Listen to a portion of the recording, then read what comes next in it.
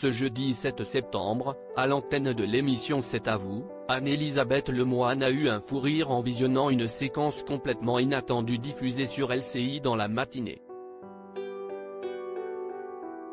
Dans sa chronique humoristique, Bertrand Chameroy a en effet dévoilé un passage de l'émission 6/9, durant lequel Jean-Baptiste Boursier, qui a récemment quitté BFM TV, recevait, en visio et en direct, François Gémen, chercheur spécialiste du climat. Co-auteur du 6e rapport du GIEC, ce dernier a gentiment été taclé par le chroniqueur de l'émission de France 5, pour ne pas avoir anticipé une petite maladresse laissant penser que le réveil n'a pas été facile.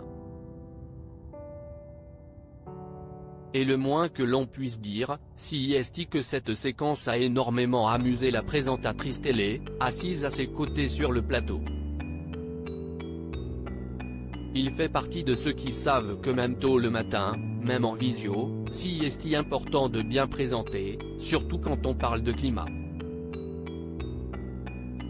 D'où la chemise, a d'abord lancé Bertrand Chameroy en faisant allusion à la tenue que François Gémen portait pour parler écologie et réchauffement environnemental. Mais alors que Jean-Baptiste Boursier allait interroger son invité, ce dernier a soudainement laissé tomber l'appareil avec lequel il était filmé.